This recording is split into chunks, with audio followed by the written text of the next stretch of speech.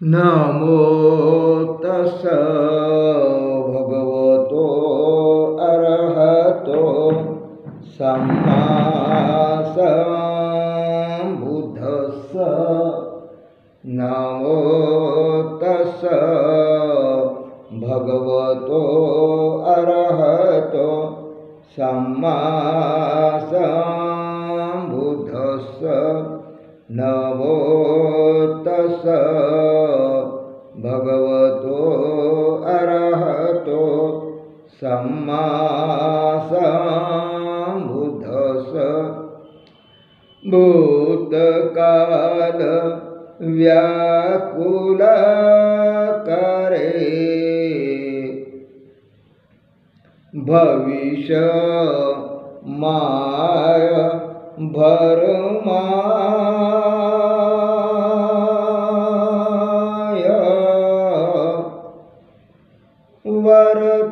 वर्तमान में जो जिए तो जीना जाय।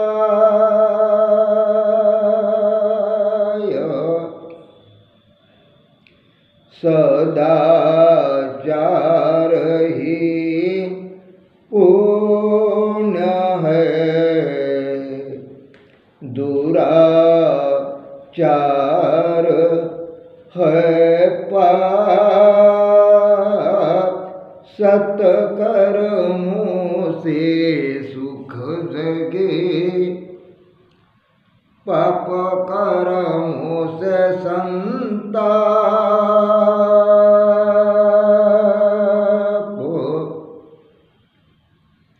सत्य हमें ढूंढना है,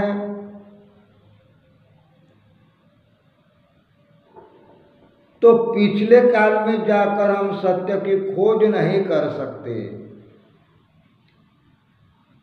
क्योंकि वो बीता काल है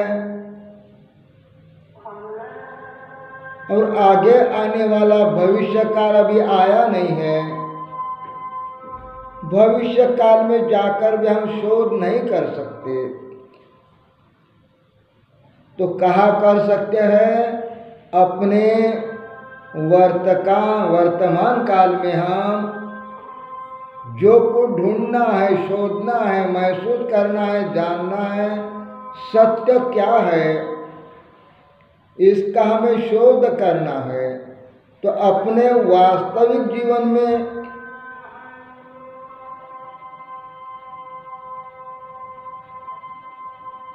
उसको हमें ढूंढना पड़ेगा।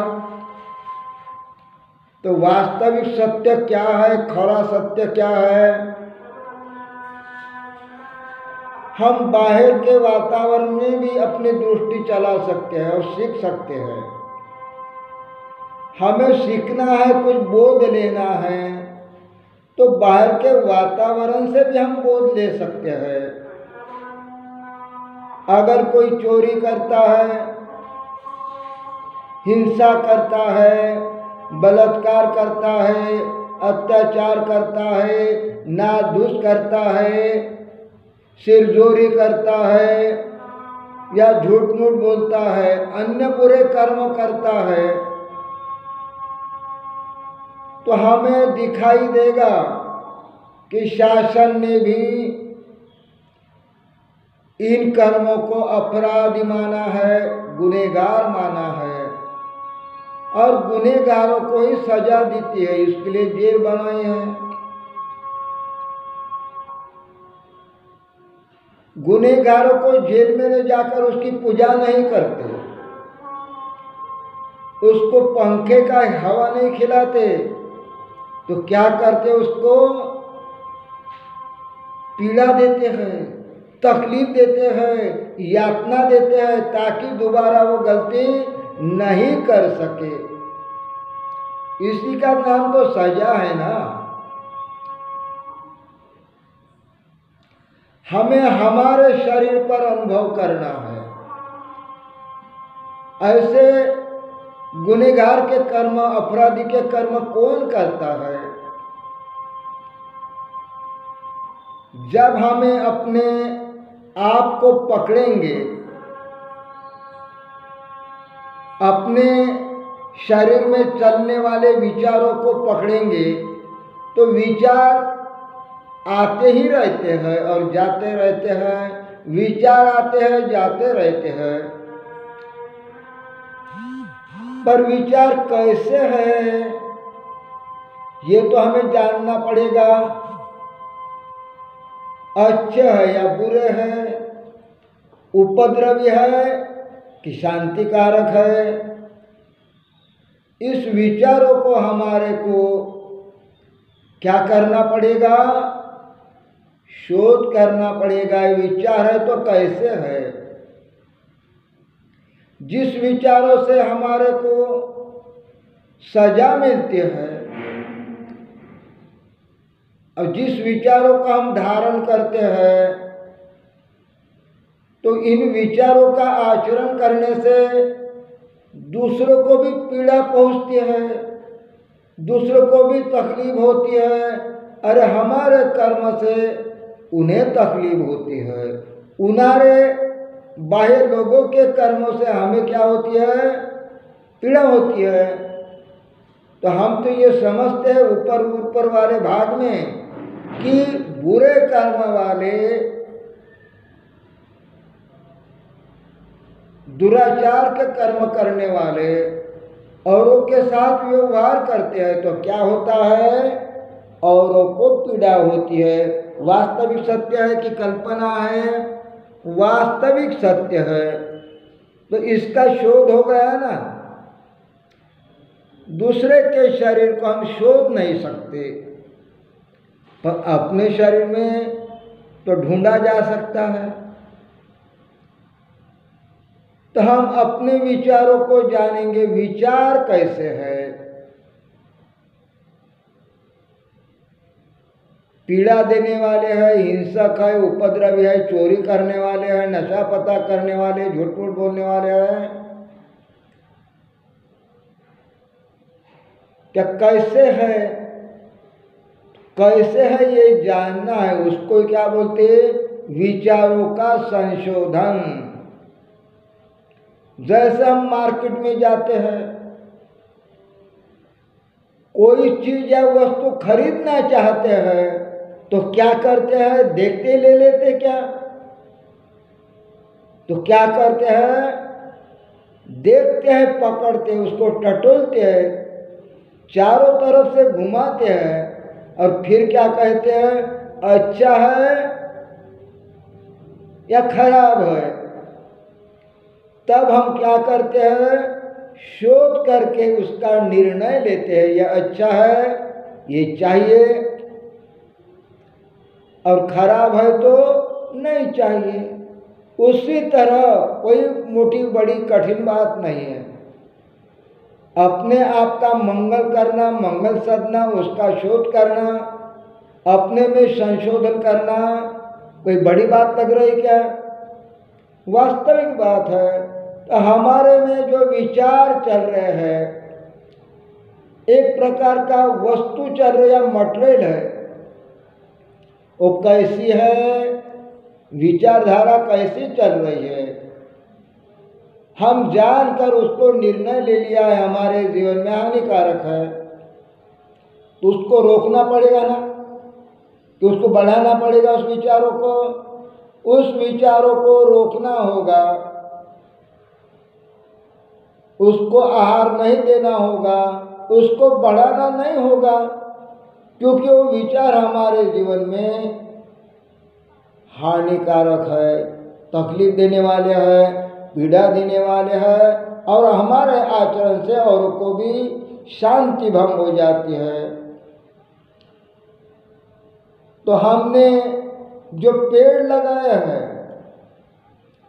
हमें जो पेड़ लगाते हैं, उस वक़्त हम क्या करते हैं, ये आम का पेड़ है तो हमने आम खाया हुआ है, उसकी घुई है, बीज है, हमें पसंद आई, क्या आई है, आम का पेड़ नहीं, आम की घुई नहीं, आम का रस आया और वो कैसा है, मीठा है। आम का मीठापन का रस हमें पसंद आया है।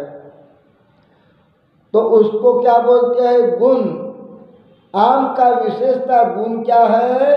मीठापन है। और मीठापन हमने स्वीकार किया, इसीलिए घुई या बीज लगाया, तो फल कैसे आए?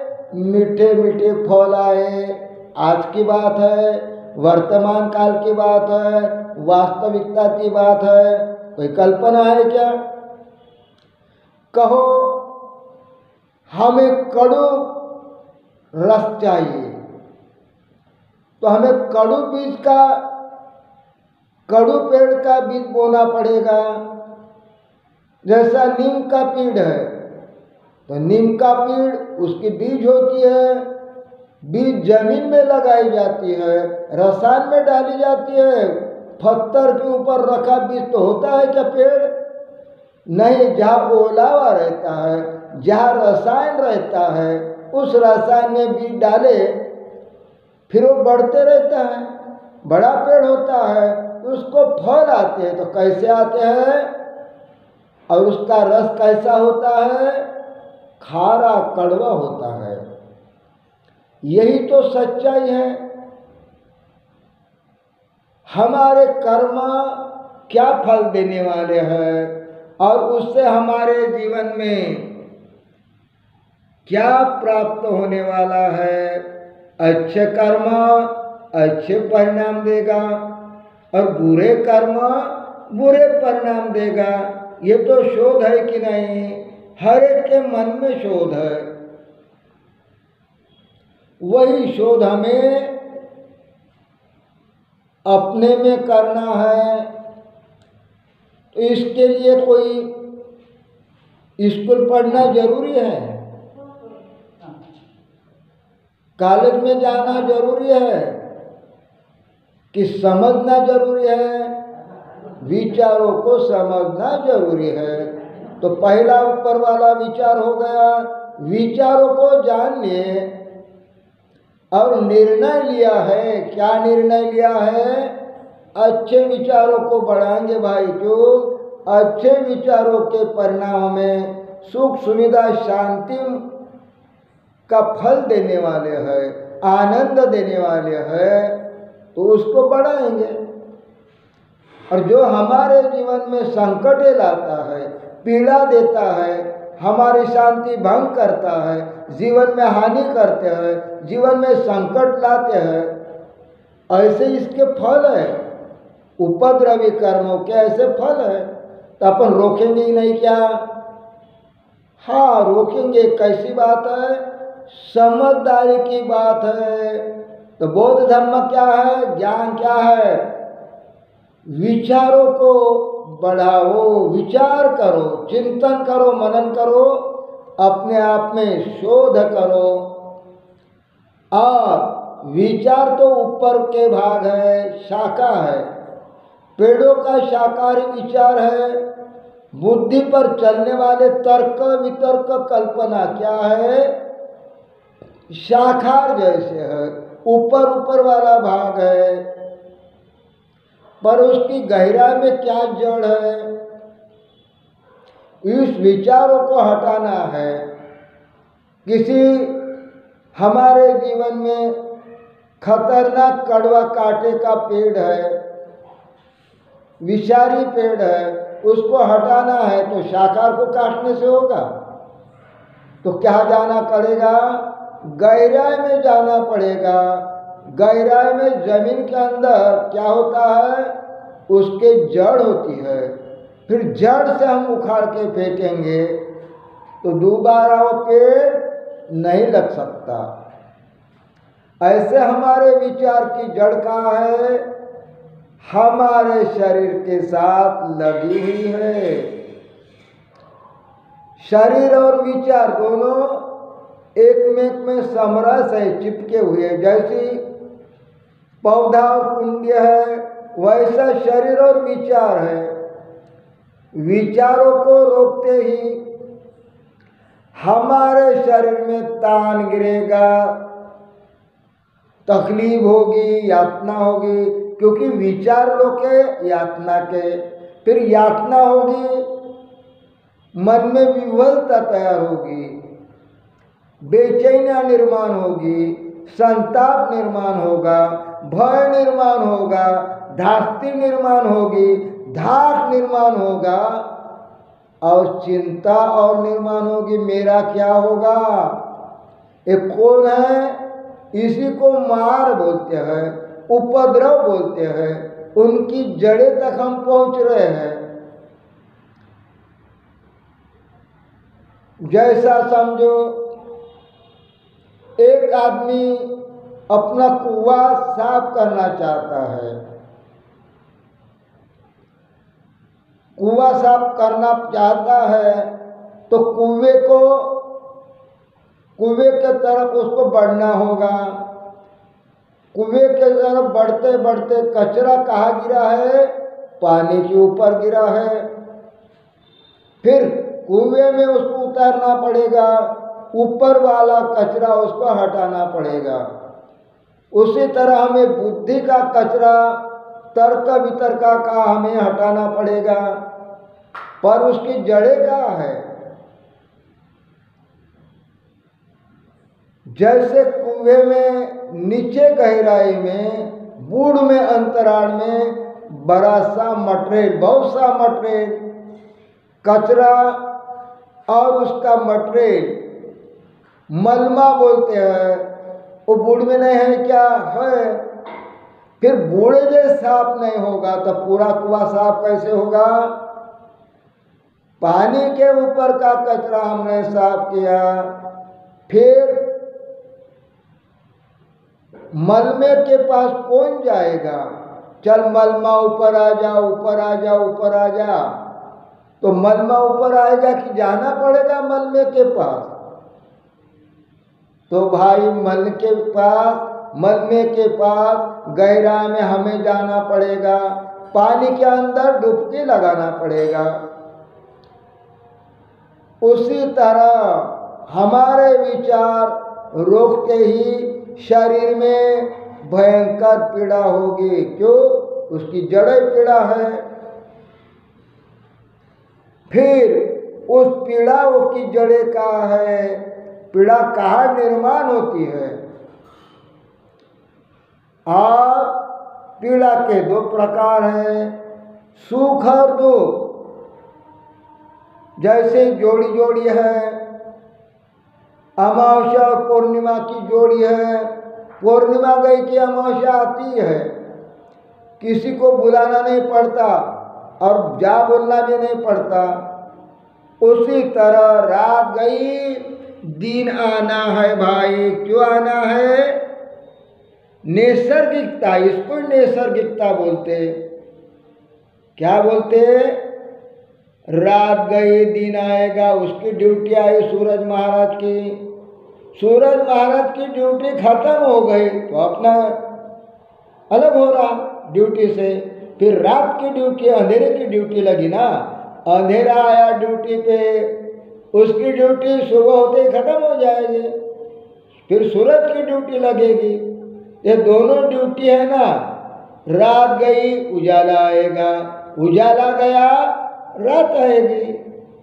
ऐसे ही अपने जीवन में क्या है?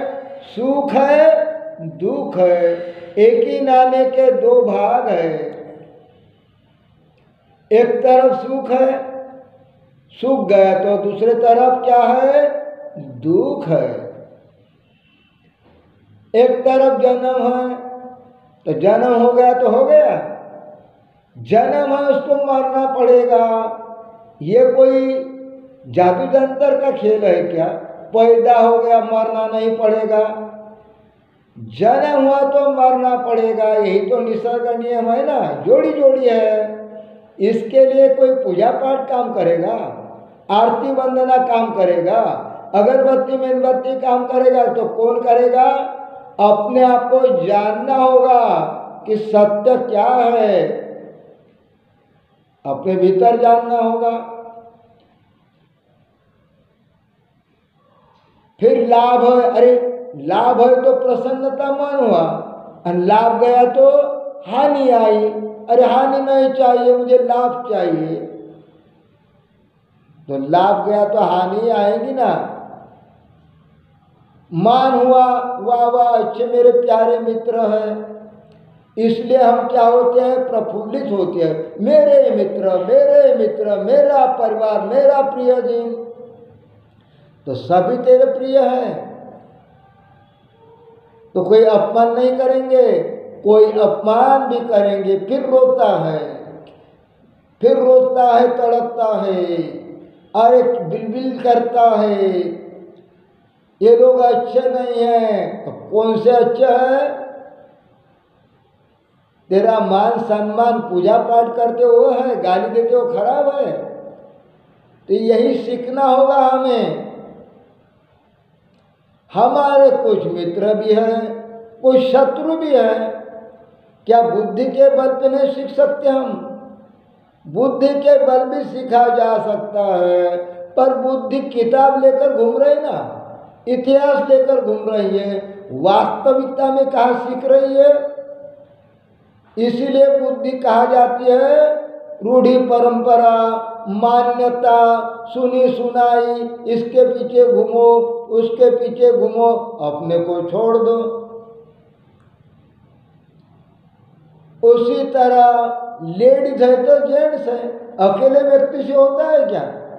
आदमी को कोई परिवार होगा तो दूसरा साथीदार में होगा। तो लेडीज है तो जेंट्स है, दोनों के मिलन से तो परिवार चल रहा है ना। उसी तरह अपने जीवन में अनचाही बात हुई, कोई मनचाही बात हुई, इसका ही तो परपंच है ना, एक के पीछे एक चक्कर लगाते ही रहते हैं। इसीलिए उसको क्या बोलते हैं? भव चक्र बोलते हैं। हम यही रुकने से होगा। इसकी जड़ें क्या है? हमारे उपद्रव कर्मों के दो विभाजन हो गए हैं। वो कहाँ निर्माण होते हैं? तो उसकी जड़ें क्या है? सुखद संवेदना के साथ चाहत की भावना, दुखद संवेदना के साथ द्वेष की भावना। इस भावना ही हमारे बीज है। और भावना बीज को हम जानेंगे कैसे उखाड़ के फेंकेंगे? क्या तरीका है? नाम जप करने से होगा, आरती करने से होगा। तो जड़े उखाड़ना है तो जड़ तक पहुंचना है।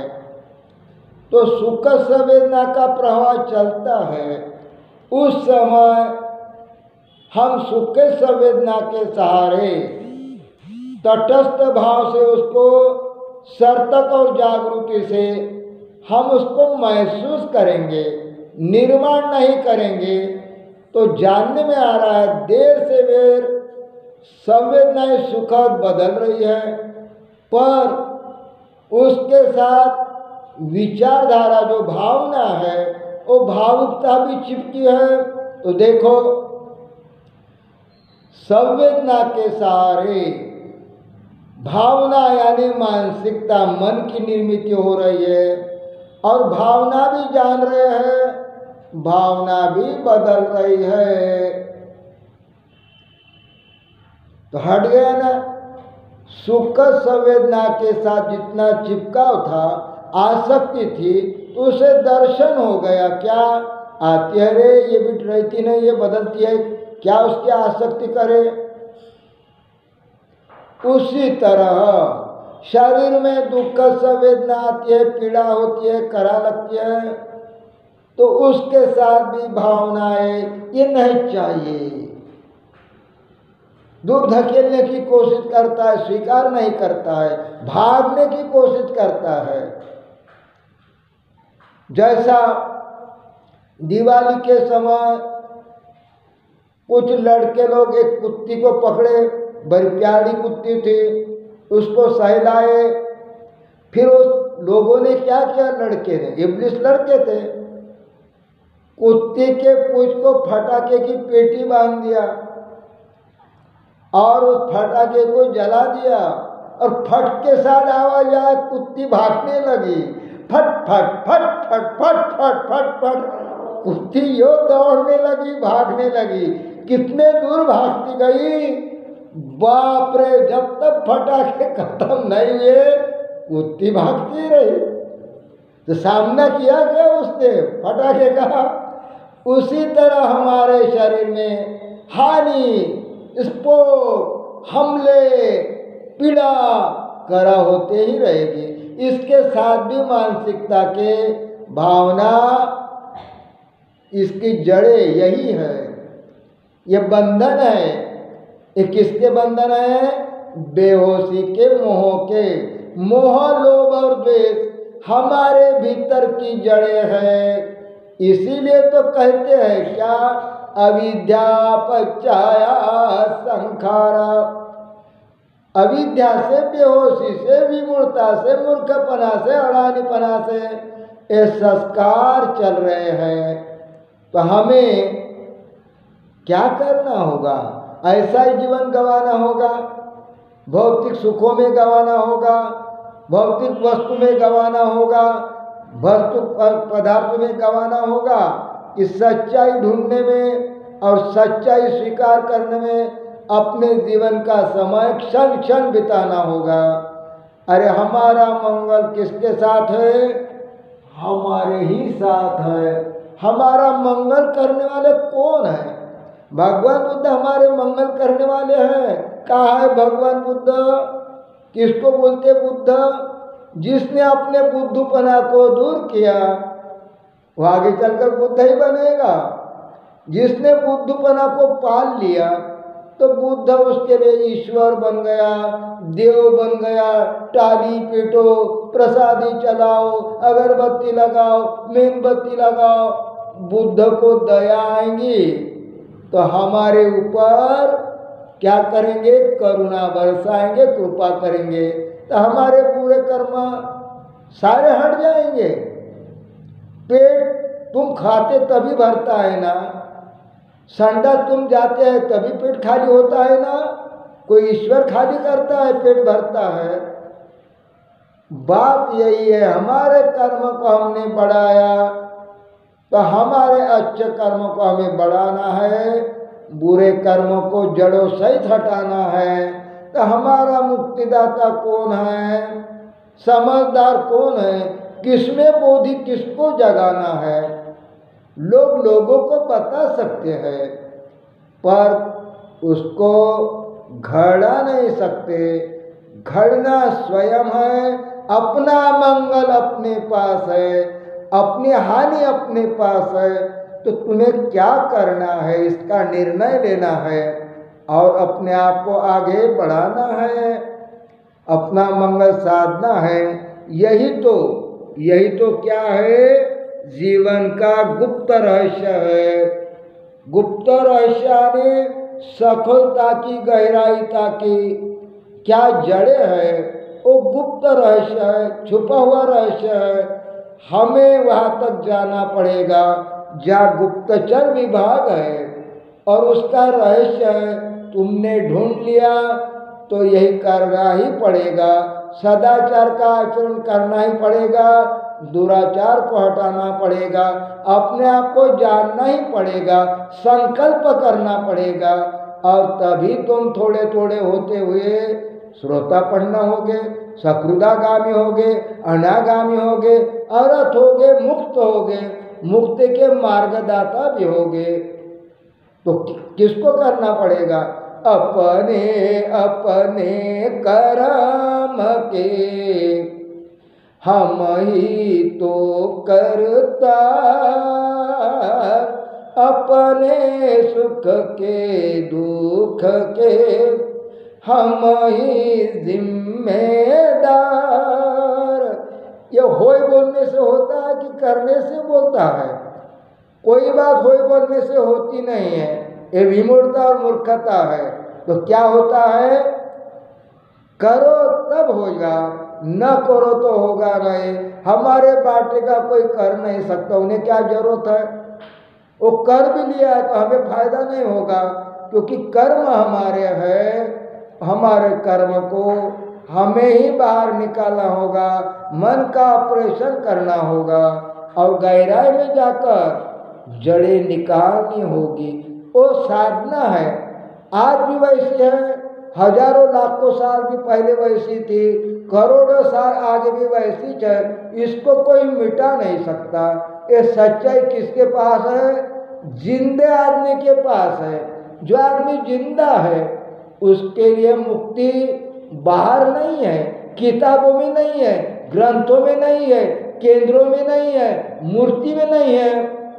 तो उसकी मुक्ति उसके पास है। विचारों से शुरुआत है, विचार साकार है, फिर गहराई में गए संवेदना शरीर का दर्शन है, और उसके गहराई में गया तो अंतर मन में गया, उसकी जड़ाए चाहे अनचाहे भाव को मिटाना, जड़ से उखाड़ना, यानी बदलते स्वभाव को जानना। अरे बदल रहा है तो समता पुष्ट करना, आगे बढ़ते बढ़ते विषमता को नष्ट करना, जैसी है वैसी है, केवल जानना है, केवल दर्शन है, केवल ज्ञान है। तो मुक्ति किसके पास है? सभी के पास है। करेंगे तब होगा, करेंगे तब होगा, करेंगे तब होगा, होए बोलने से होगा नहीं। नमो बुद्धाय।